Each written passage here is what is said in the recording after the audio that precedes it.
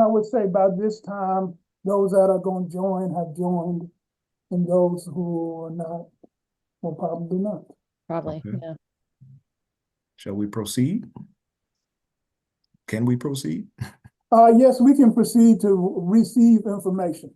So Okay. you won't be able to vote on the minutes because we don't have a quorum.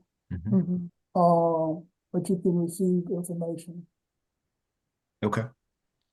So you're fine with, we'll go ahead and start then.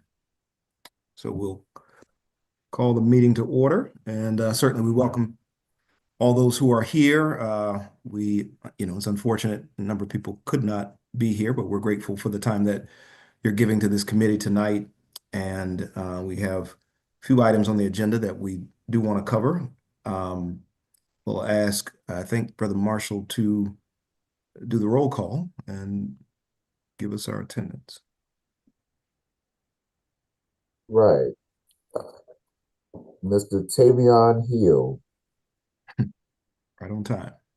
Mm-hmm. Glenda Ainge, Laura Betty, am I saying that right? Sure. Lisa Brown, Present. Howard Burchett, Leah Efford Green, I'm here. Courtney James, I'm here. Shannon Judd, I'm present. Thomas O'Rourke, Cornell Richards,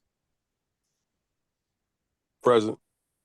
Prince Rivers, I'm here. Venice Sanders was on earlier. She's one that is sick. Humberto Trejo, Jennifer Wright,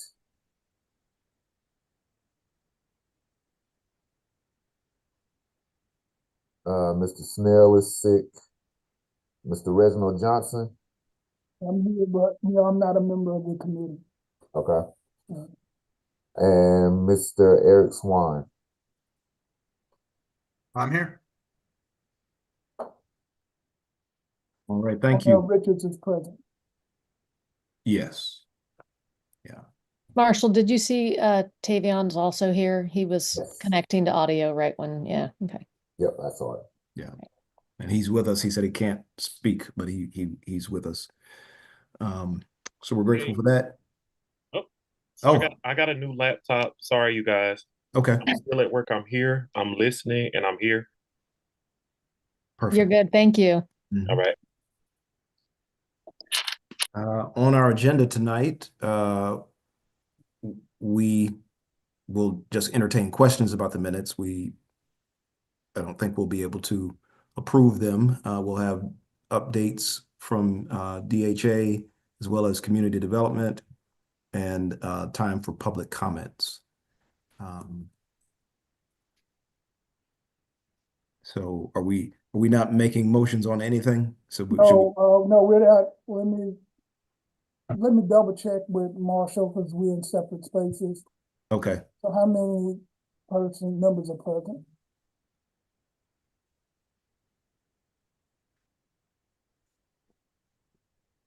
Seven. Seven, and that's not a majority of the members, right? Mm-mm. Okay. So no, Okay. Mr. Co-Chair, we can't accept any motions. Okay. Okay. Well, we will proceed. Does anyone have any questions about the minutes that we want to register for whenever we do approve them?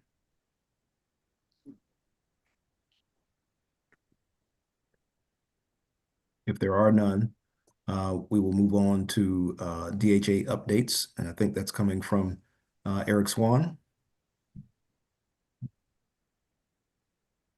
I'm wondering if somebody can make me a panelist and then I can share my screen.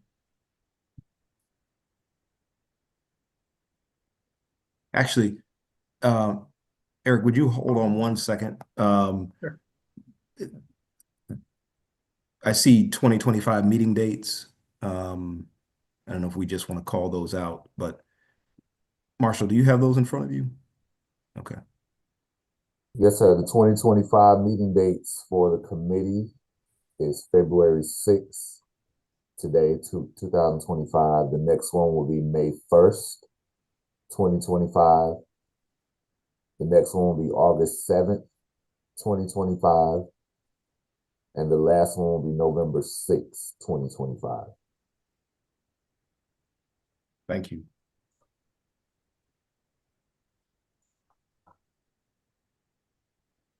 So, Okay. Mr. Co-Chair, at the next meeting, we'll have to ask you all to vote on those Okay. dates. But for the Okay. next meeting, we'll just go with the calendar as presented. That's fine. That's fine. I figured for the people who are here, at least they could put them on their calendar. Okay, I think we're ready for Mr. Swan. All right. So as I mentioned, my name is Eric Swan. I am a project manager at DHA. I've been here for 3 years now, focusing primarily on our new projects that we have coming out. Mr. Troublefield, if you could move on to the next slide, please. So I'm going to cover 3 primary areas tonight. Is our DDNP, which is the DHA Downtown and Neighborhood Update, as well as our CNI, which is Choice Neighborhoods Initiative, and then cover what's going on with phase 2 of the DDNP as well. Next slide, please. So just to refresh everyone's memory, this is a map that shows most of the DDNP. This was an initiative, of course, it was created by DHA as well as the city of Durham. It came out in November of 2019. And since then, we have been working hard to implement the components that we have identified. Phase 1 of that consists primarily of 519 East Main and Liberty Street. If you could go to the next slide, please. This project is part of the CNI, the Choice Neighborhoods Initiative. DHA and the city partnered together to apply for a $40 million grant that we received from HUD. There are a couple of different components of this plan. Essentially, it relates to people, to housing, and then to critical community improvements. So essentially, we received a significant portion to assist with funding all of these projects that you see here, but then there is also a component to assist with the residents and provide some supportive services to them as we transition this site. And then additionally, there are some critical community improvements, which are 6 areas that we will be assisting the larger community outside of the housing needs and trying to support some local businesses and work on other initiatives to improve the quality of life for Durham residents in and near this site. Of course, DHA's primary mandate is housing. So to that end, this is the plan that we are working to implement. As you see in the upper right-hand portion is Elizabeth Street. This project is well underway. We expect that it will actually finish hopefully at the end of March. In the bottom right, those 2 buildings are Commerce Street, which are just starting now under construction. They're sort of in their infant stages, but things are moving there. On the lower left side, you have Dillard Street. That is going to be built in 3 different phases, and we have already started commencing some work as it relates to preparing that site. And then finally, we will have the Main Street apartments as well, which unfortunately, there's a mislabel on this. The bottom left should say Dillard Street Phase 3, and the far left should be Main Street in terms of orienting the site. So I think there's just a couple of little tweaks there in terms of the way the buildings are oriented, but this is more or less the site as it stands today. If you could, or as it will stand ultimately. Next slide, please. So this is the site more or less as it looks at this moment. As we mentioned, Elizabeth Street is largely finished. At this point, we are working on a number of the interior finishes, but a lot of the work has actually transitioned to the exterior of the buildings in terms of getting streets and gutters, sidewalks, all of our entrances and exits set up so that folks can actually come in and habitate these buildings. On that, the sort of the middle portion, that's where commerce will be. And so at this point, we've done quite a bit of site prep. We have made significant progress actually since this photo was taken as it relates to site work. We've put in some stem walls, and also the stairwells have gone in as well. So we're making some significant progress there. And then further to the left, kind of closer to the top, is where some of the Dillard projects will be coming in the near future. So a lot of things happening on this site. One thing that we do have working for us is that we have one contractor who is working on all of these phases. And so that's bringing about some continuity in terms of these projects, and just helps things progress on site. Next slide, please. Elizabeth Street, as I mentioned, this is 72 units. 21 of those units will be replacement units from the Liberty and 519 site. The remaining units will be just a smattering of affordability throughout. I want to say those go up to 60% AMI. This is a 9% tax credit deal as well. So this project has 2 different buildings. At this point, we anticipate that the building should be ready by the end of March. At this point, building 2 is slightly behind building 1, but now that we're trying to get power to both of the buildings, and once we have both heat and power in those, we expect that they should move along accordingly, and we'll finish up roughly the same time, building 2 approximately 2 weeks before building 1. Next slide, please. Commerce Street, as I mentioned, is adjacent to those buildings.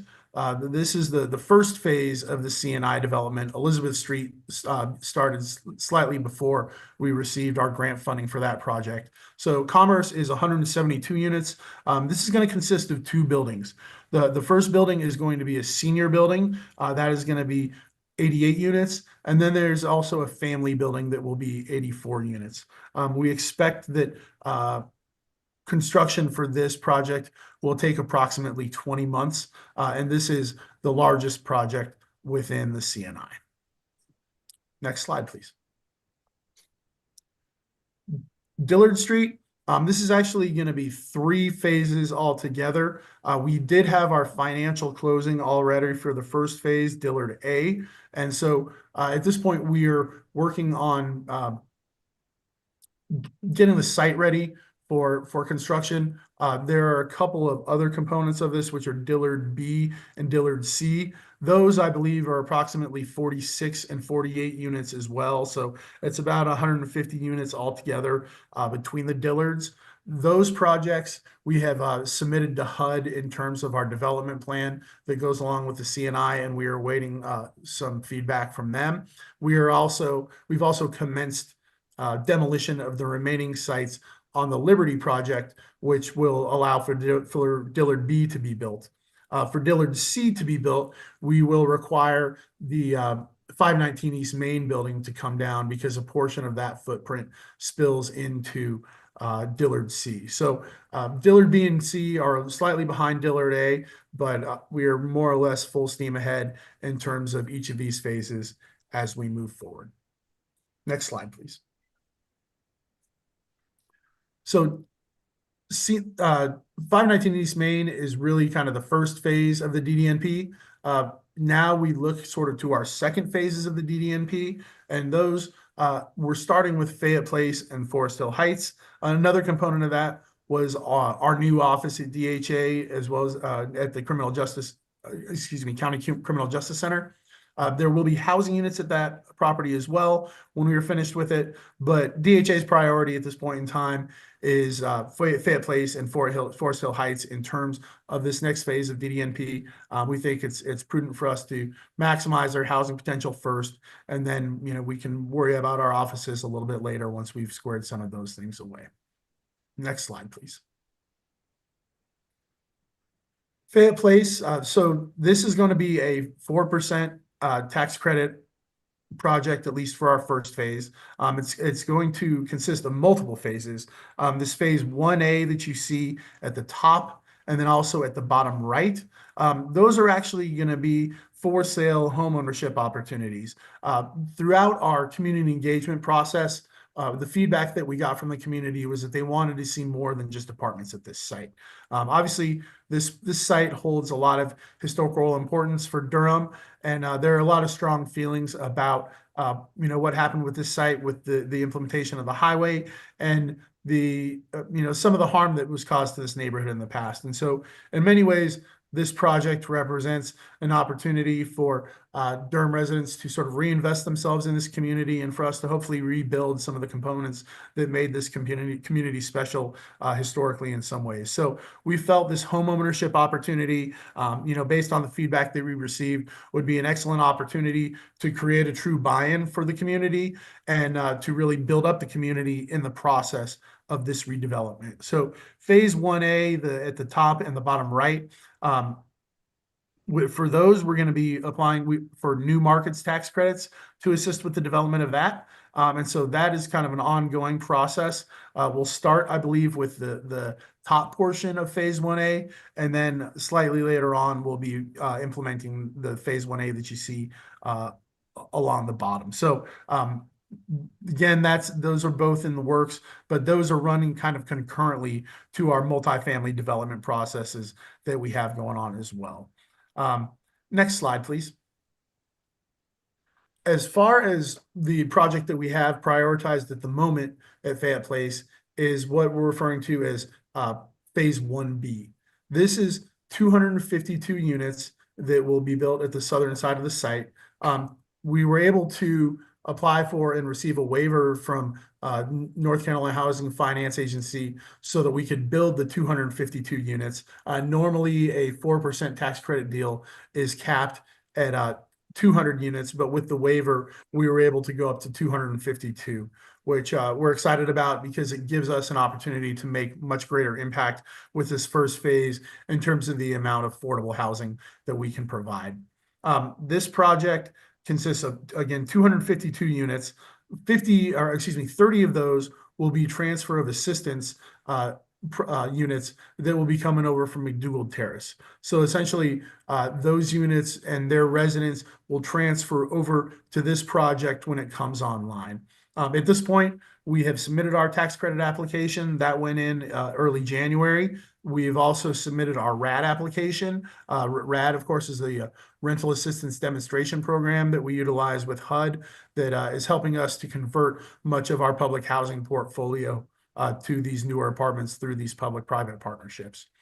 In terms of our timeline for this project, we expect that the construction will take approximately 20 months.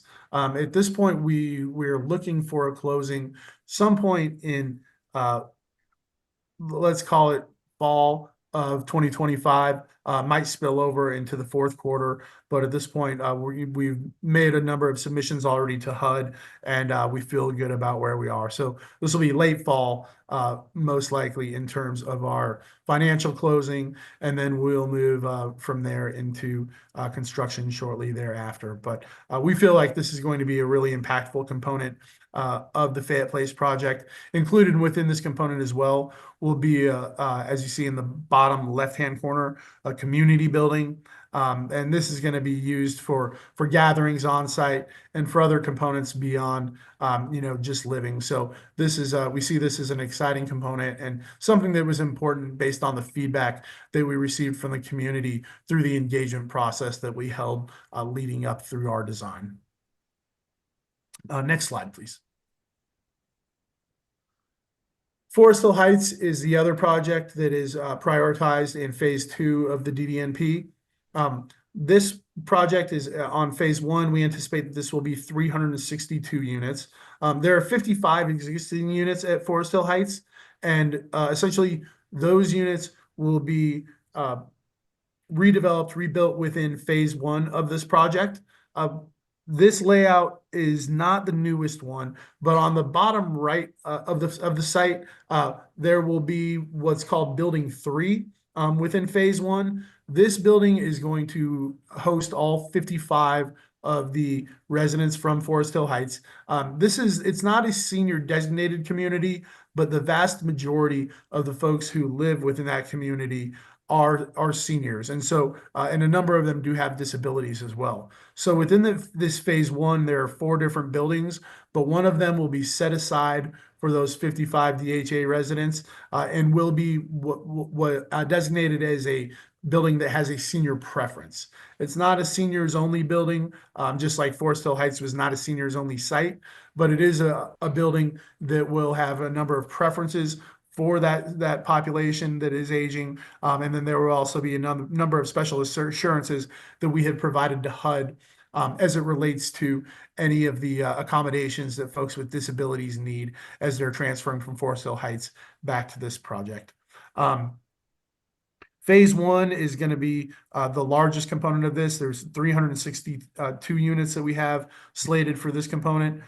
Phases 2 and 3 are still somewhat fluid at the moment. We're also looking to explore some other potential partnerships that could enhance the quality of the site and increase the number of activities that we have there. So we're evaluating those as they come. At this point, our focus is really to just execute phase one, and then we can move to the other phases as they come along. This project, we also anticipate a financial closing of towards the end of the 3rd quarter of this year. We've already submitted our RAD application and are working through our approvals with HUD as it relates to that project.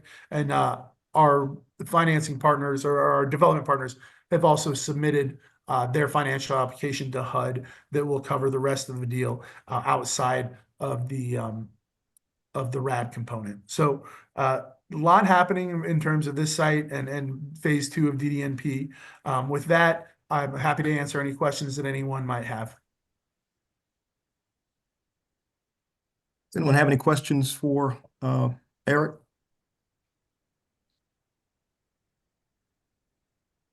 Hi, this is Shannon. When do you all plan to start with the construction, or when will you have all of the residents moved out of McDougald Terrace? So McDougald Terrace is it's going to be quite a while before we have fully redeveloped that entire property. Last year we received approval from HUD for what was called a repositioning plan. That will involve the eventual redevelopment of the site. It also involves the redevelopment of what are called the Lincoln Apartments, which are just to the southwest of McDougald Terrace.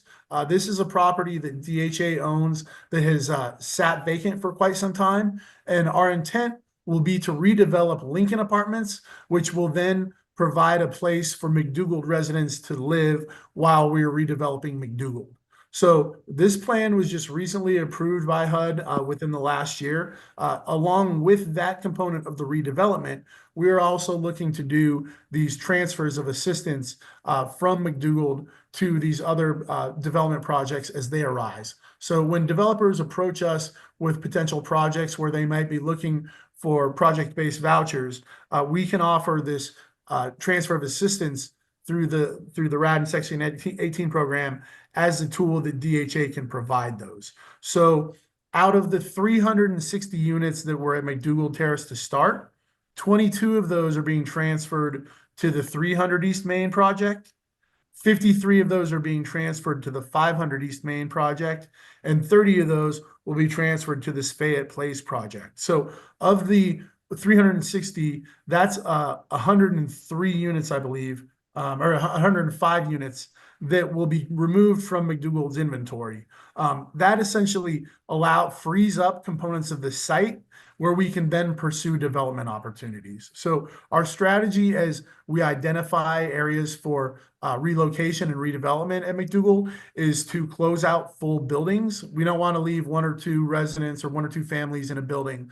We're trying to kind of consolidate things so that we can take out full buildings at a time, which will then leave certain components of the McDougald site available for redevelopment.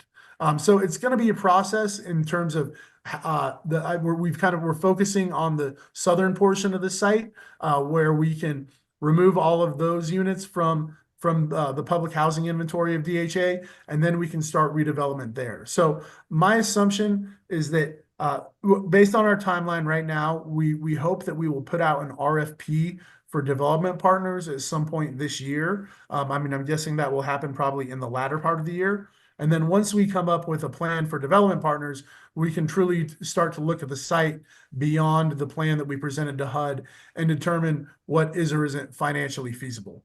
From there, you know, funding is going to be a huge component of this.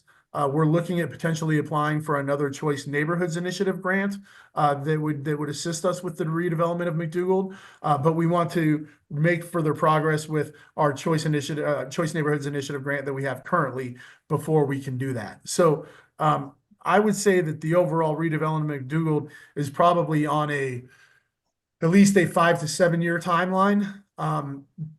In terms of when we see buildings actually coming up for folks to live in, just because we have a significant amount of planning that's going to have to go into it. And there's still huge questions in terms of funding sources that would help us achieve these ends. You know, having an approved plan by HUD doesn't necessarily pave the way financially for us to do this. So there's still going to be a number of components that we'll have to evaluate and a number of funds that we'll have to identify in order to bring this plan to fruition. So I'm sorry that was kind of long-winded, but it's going to be a process, and certainly it'll be a couple of years at least before there's any type of movement towards any real construction on site. Okay, thank you. All right, so sorry, I have a quick question if that's fine. Please, go ahead. So Eric, just a quick question, and this is just asking for an immediate answer. Mhm. You stated that basically the building should be complete by March for the most recent affordable housing unit, right? At some Okay. point, will DHA website, as well as will there be an updated application process for it? Because if it's going to be done by March, there is no way of even applying for the units currently in February. So the website for both of these projects has already gone live. And I know that there are folks who have been applying for it. The 22 units that are coming that are earmarked for the 30% AMI folks coming from DHA, those were all vacant units. So we don't have specific individuals who are attached to those. And those will there has already been some communication with McDougald residents as we've had our resident meetings for them to reach out and to start the application and waitlist process. So this has been communicated to our McDougald residents for quite some time. Since there is a transfer of assistance from McDougald, we wanted to bring it to their attention first and foremost.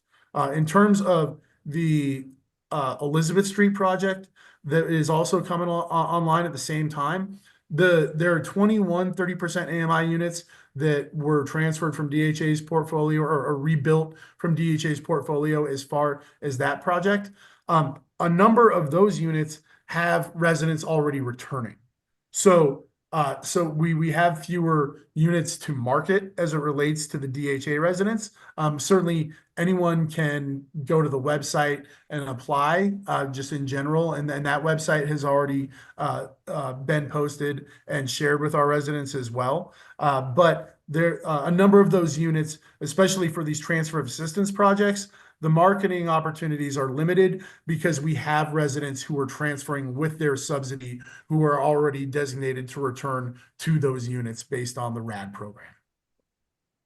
Okay, and just to follow up, so it was about Elizabeth Street, and the reason I was asking is because right now we have a big homeless population.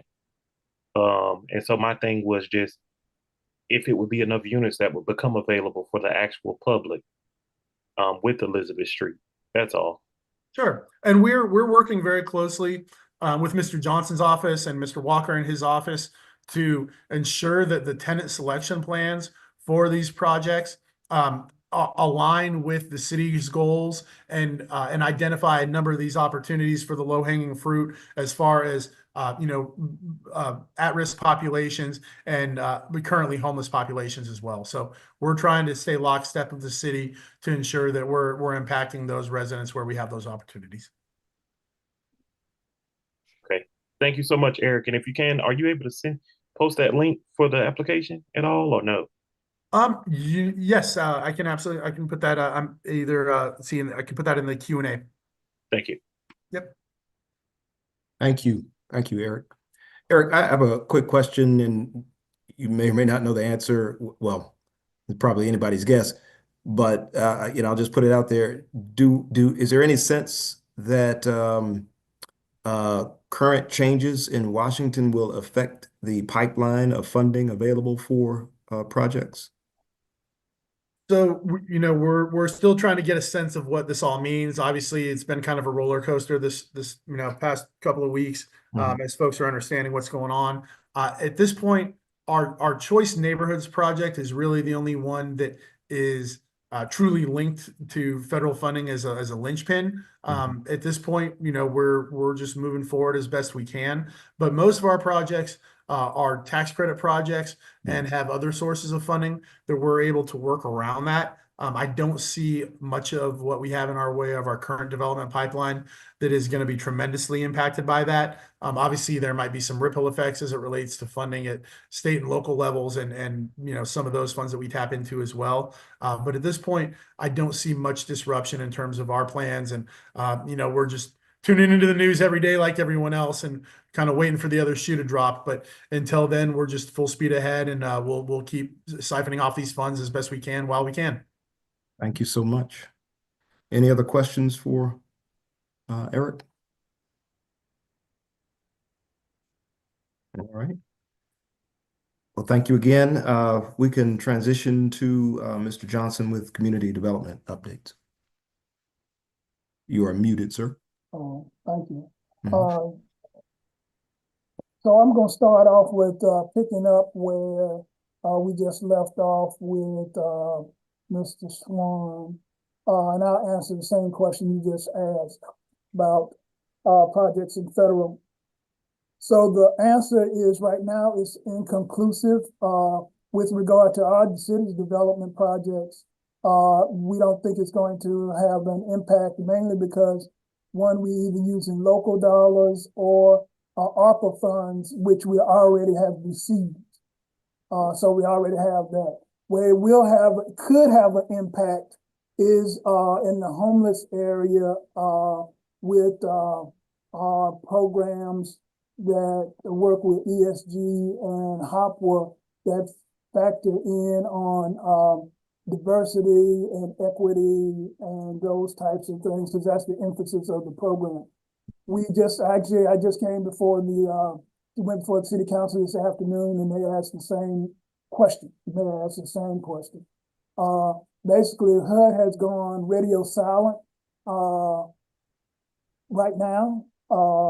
And so we don't have any communication one way or the other. They've taken some action. So for example, in the homeless area, there was an RFP that we were looking at homeless services, and they actually pulled that down after issuing it after January 20th. But as you may know, when we're talking about homelessness, we're also talking about diversity and equity, as many of those populations are minority, and there's also inclusionary language as it relates to LGBTQ also. And so we're suspecting that they took it down and may put it back up after taking out their language. We don't know yet. And then our trade association is actually meeting this week in Washington, D.C. I have a representative of our team that's there. Actually, all the HUD slots, they pulled them. So there's nobody. Normally, they would have a whole slate of folks from the U.S. Department of Housing and Urban Development at the conference, and that would be a way for us to interact with the folks in Washington. They pulled all of the speakers. And so that's, the impact of where we are. So I would say, just to answer the question in summary, it's inconclusive right now. So we're monitoring it. And of course, we'll keep you posted. But the areas that will be affected, we suspect are primarily in the homeless area. Thank you. So next I'll move to showing you a couple of pictures and I might be able to share my screen. Marsha, can you show those two pictures? I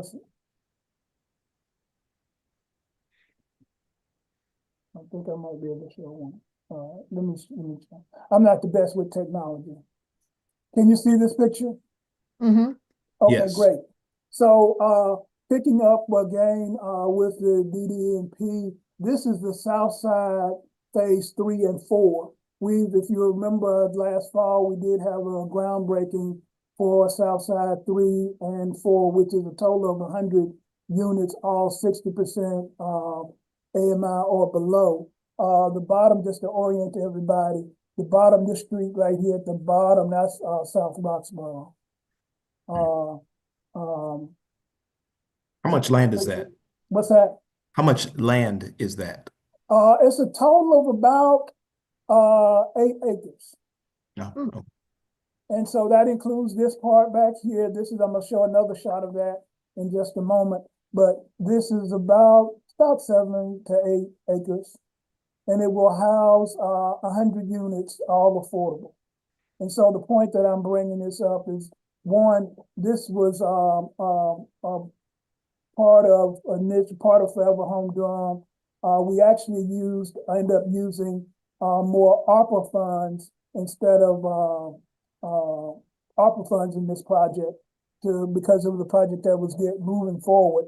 But I just wanted to make sure that everybody saw that construction has begun and construction is progressing well. And this is a recent picture. So they're putting in infrastructure. I'll stop sharing this one and then I'll go to another one.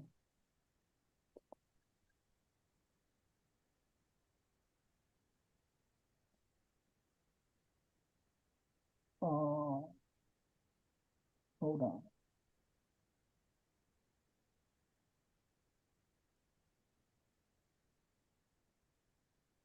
I have the second one, Reggie. Okay, thank you. Thank you.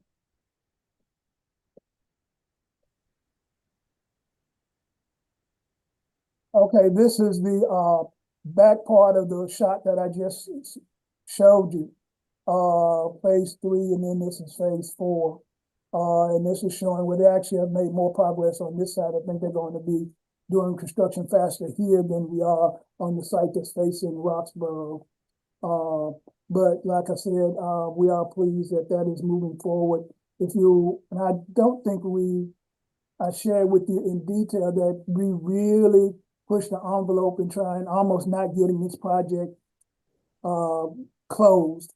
And previous manager, Wanda Page, came in at the end and saved the day so that we were able to make some adjustments with the developer and the bankers to be able to close this project.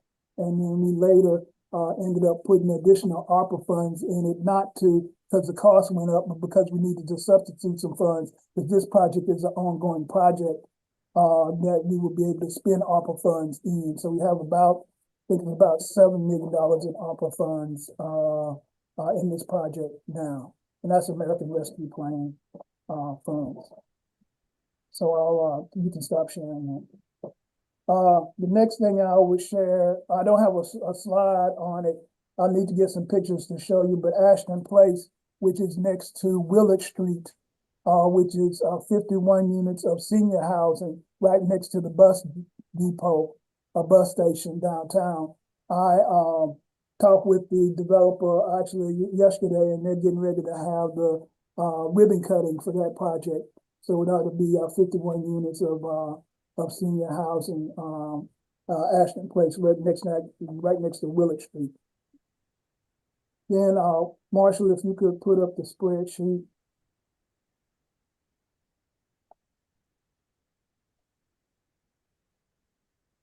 So, and if you can expand it, open up, that's good.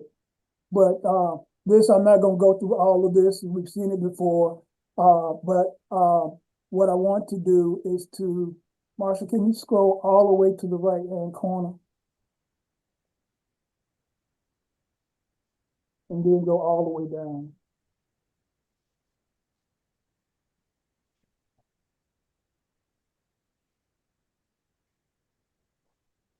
Oh, Marshall, this is the below the line.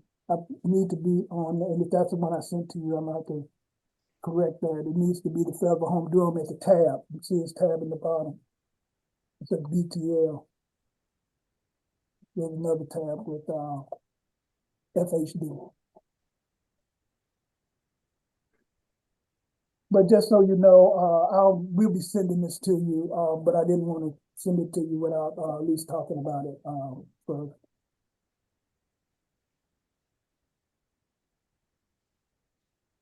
And the reason that we're going through this as your charge as the, Affordable Housing Implementation Committee was oversight of the bond. And this bond is a $95 million bond, is part of the Forever Home Durham spending plan that you'll see a spreadsheet of. And the reason we led with the Housing Authority and the work is that of the $95 million, $58 million of that bond goes toward the work that the Housing Authority is doing in support of the gap financing for the work that Mrs. Swan just talked about. And I'm going to show you where some of the outstanding work that he talked about and where that is financially on our spreadsheet.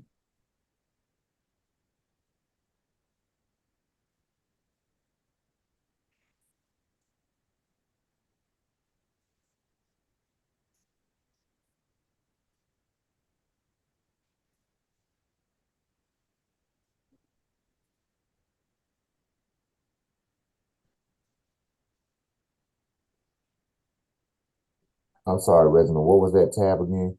Tab FHD.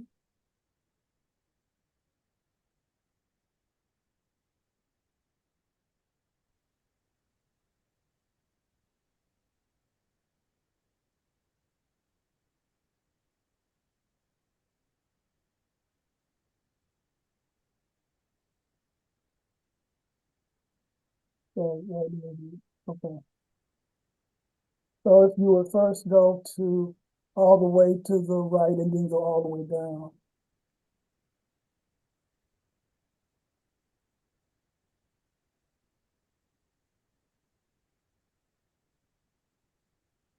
So the reason I wanted to start there is to make sure when you look at it right in the right-hand corner is $159 million, basically $160 million that is composed of the Forever Home Durham. And just to refresh, 95 of that million is the affordable housing bond that was passed. And so whatever changes that we have always has to equal to 159 million, so we can keep it balanced with Forever Home Durham. And so I just wanted to start that at that point. Marshall, if you would go back across to the other side, just scroll all the way to the left. And then go up to multifamily.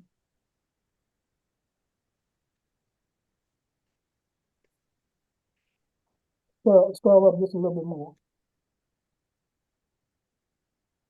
Okay, just a little bit more. Okay, there we go.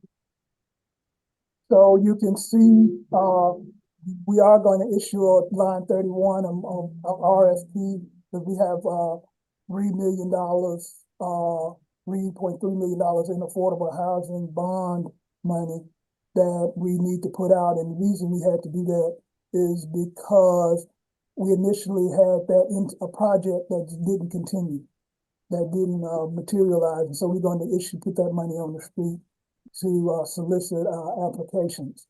And then you will see the Crescent Drive where we have new bond, and that's being occupied. And so is Hardy Street is under construction. We have put some money in JFK Towers for acquisition. Then South Side, you can see that money for infrastructure and Sandy Ridge Station and Cedar Trace are additional projects that'll be under construction. The reason I wanted to go down, if we go to the next section, focuses on the money that we actually give them the Housing Authority. And if you can stay where you are. Thank you. You can stay right there. Excellent. So if you see, look at the line, the total line 74, that's where the $59 million for the Housing Authority. And you can see where that composition is consistent of the different projects that we're supporting them with. And I particularly want you to go to just scroll over to the left, to the right.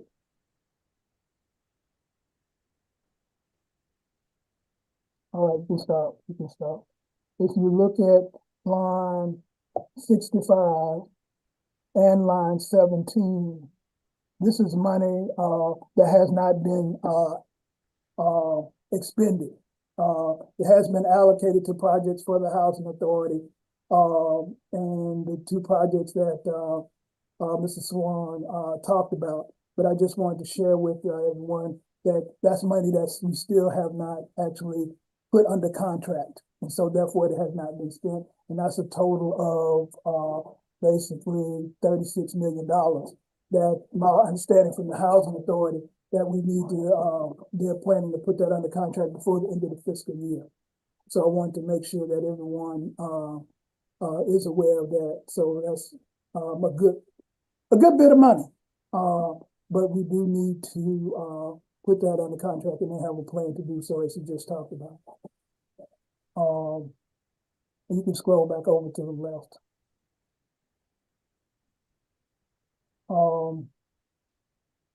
Go back up to, so that'll, and also I would just say, in terms of projects, where our projects are with multifamily rental are progressing well. It's one of the strongest. I'm going to just conclude with the homeless area, because this is the area that our co-chair asked about that would probably could be impacted. If you look at a lot of this column here and this column F, these give the different sources, and wherever it says ESG and CDBG, these are affected, as well as HOPWA. These are affected by, these are federal allocations. And so these are subject to, for lack of a better term, the changes that will be impacted by HUD, which is a good portion of the funding in this area. Not all of it, because a lot of it is dedicated housing fund, which is local dollars. But the question we may be asked to is, if something happens with the funding that's coming out of Washington, can we absorb in some sort of way any of the funding to keep the homeless system going? And so that's a question that I don't have an answer for you today. But that's something that we're keeping an eye on, following the question that Ms. Co-Chair asked. So what I'm going to do is you all will get this spreadsheet to look at, and I'll stand ready for the next meeting to answer any additional questions, or you can email me in the interim about any project. But what this list is a listing of all of the projects under Fairville Home Dome and by contract. So this is as detailed as it's more detailed than that, but I wouldn't bore you with all of that. But this is as detailed as we have that reflects what the actual implications are and what we're doing, what the funding is. So I'll pause right there if there are any questions. Reginald, I have just a quick question. You had mentioned, with the federal funding that might change. Mm-hmm. Since our next meeting is not until May, is there a possibility that that we could at least be updated via email? Absolutely. Okay. Absolutely. Yes. I definitely will commit to that. Okay. Thank you. Leah, I think you have a question. Yeah, and sorry, I'm in the car, so if my connection isn't ideal. And Reginald, I wasn't at the CAC meeting last week because I was sick. But I just wanted to check in on the community development staffing. I know you talked a ton about all of the things that this is allocated to, but how are you all doing with your capacity to get things done in a way that's the ideal, right? I know you've been doing a ton under capacity, so I just love you guys have been able to fill those vacancies and stuff. Thank you for that question. I appreciate your concern, as this is, quite a bit of work. We are actually only have one vacancy left out of all our FTE allocations. And we've advertised for that position as a project manager on the multifamily team. But at one time, just for everybody to know, of the 30 staff, we were running a 34% vacancy rate, which is about almost a dozen people. And we have been able to successfully fill all of those positions with the exception of one. And so we are working on fill that now. And then we're actually, because in the homeless area, well, Hopwood specifically, our service provider went out of business. Just abruptly one day said that they were closing shop and laying off everybody. And we assumed that work until such time as we issue an RFP to get another nonprofit to offer the services. And so I'm gonna have to add a temporary person to be able to do that work because we're basically paying persons utility bills, rent, and those sorts of things with housing opportunities for persons with AIDS. So we're going to add a temporary position to do that. And I have another request for the homeless team I'm entering in the budget process. So right now we're basically about fully staffed with one exception of one position. And I am putting in to add some additional staff in this coming budget. And I'm going to have a temporary person come on to help us with this emergency situation relative to Hopwood. So I hope that was clear. I know a lot of words, but I hope that was clear. No, I'm so happy for you guys. I know you work, so I'm glad that things are looking good. And I know CPC thing short notice at the end of the year was really rough. So glad. It still is, but we are able to keep it going. We're paying, Duke Power and paying rent to make sure all the landlords have been held whole, kept whole, and no tenants are evicted because of non-payment of rent due to Hopwood. Thank you, your team, for that work and all your work as always. Thank you. Thank you so much. Thank you. Tavion? Hey, how you doing, Mr. Johnson? Doing well, doing well. Hope you are. Doing fine as well. So 3 things, just 3 questions. Okay. First one, going from the last meeting. We were supposed to get an update with Forever Home, sending out an email basically with updated information. Okay. That email never came. Okay. And the second one would be an update on Hardy Street Apartments. Okay. The third one would be 500 East Main Street. More information with that property and actually what it entails, because basically the apartment complex that got built there, they are saying that they don't know anything about any affordable housing being built on that property. Which one are you referring to? The Maison. I can jump in here. So the Maison project is not a DHA or city project. That is a market rate project. 500 East Main, the DHA and Durham County project, will sit directly behind it. That project, we are still looking to receive our HUD approvals. We do have what's called an RCC with HUD with that. So we anticipate closing on that project hopefully by the end of March. That's going to be 195 units altogether. 53 of those units will be transfer of assistance units from McDougal. So there is some confusion about that site, but the county site and the DHA project will be on the backside of that site, not the Main Street site that's currently being built or that's near finished. Yeah, and I think, and the reason for me asking Mr. Johnson was because at one point in time, that property was actually on the website with the buildup of the property, and the way it was looking was like as if it was affordable. So I wondered if that was an error, or was it meant to be put on? Sorry.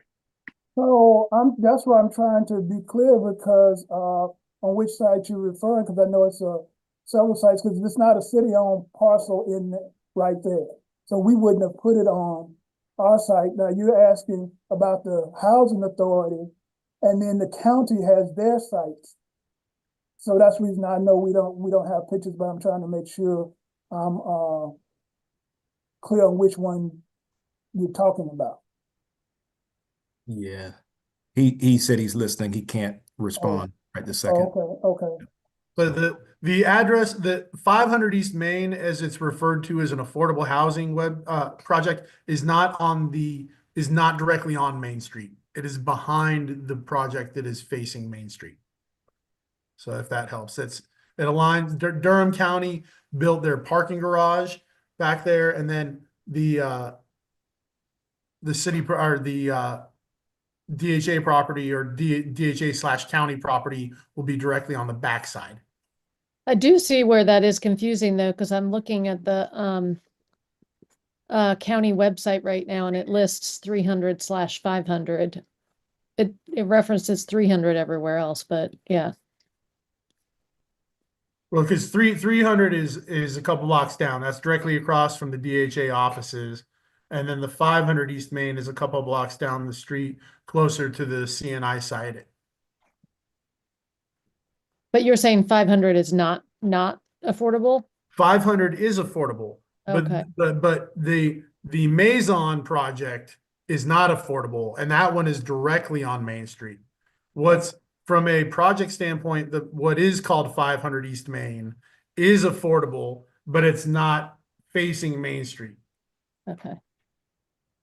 Behind It's, Maison. it's going to be more along Ramsar, which is slightly behind it. Okay.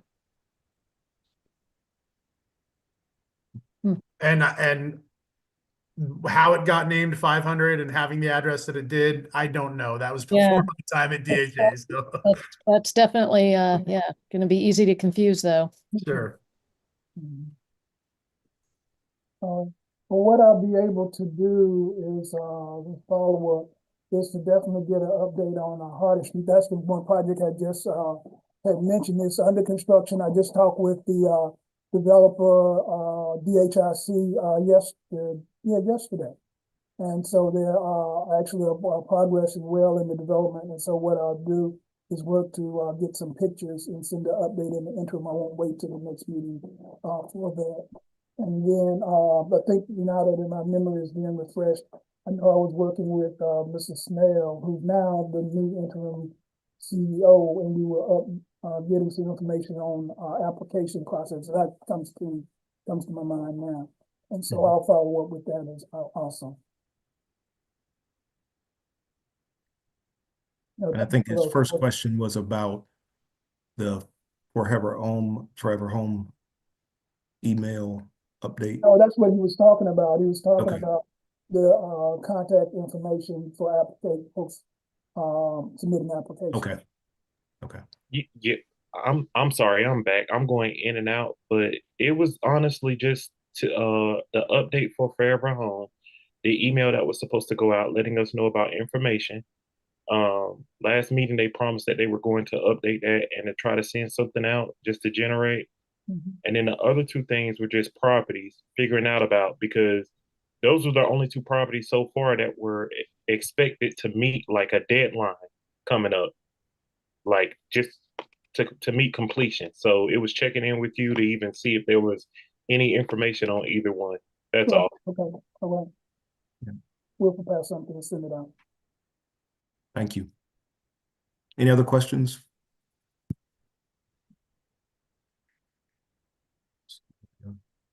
I don't see any. Brother Marshall, do we have any people for public comment who might potentially? No, sir. Okay. All right. Well, if none of the staff has anything else to say, we have accomplished the agenda. And no public comments. I guess we can wrap up. Is that? Yeah, remind them, the next meeting is May 1st. Next meeting is May 1st, 6 o'clock. And be on the lookout for some information. Won't probably come out till next week at this point. We thank you all for your work. Thank you for being with us tonight, Eric, and hopefully you can get your other job back. Absolutely. I just put my email in the chat. If anyone has any questions or concerns, please feel free to reach out to me or Mr. Snell. We're happy to ensure that everyone is properly informed. And, I think we have a lot of good stuff going on. So we want to make sure that, everyone sees the work that we're doing and that we're aligning our work with what the community wants. Excellent. Mr. Chair, I do want to make note that Mr. Burchett did join the meeting. Yes, thank you. I'm sorry for being late. Thank you for being here. Thank you. Mhm. All right. Well, thank everyone for being here, and we will hopefully see you all on May 1st, if we don't run into you in the Bull City before then. Thank you all. Thank you. Thank you. Thank you all. Have a good night. Bye. Good night.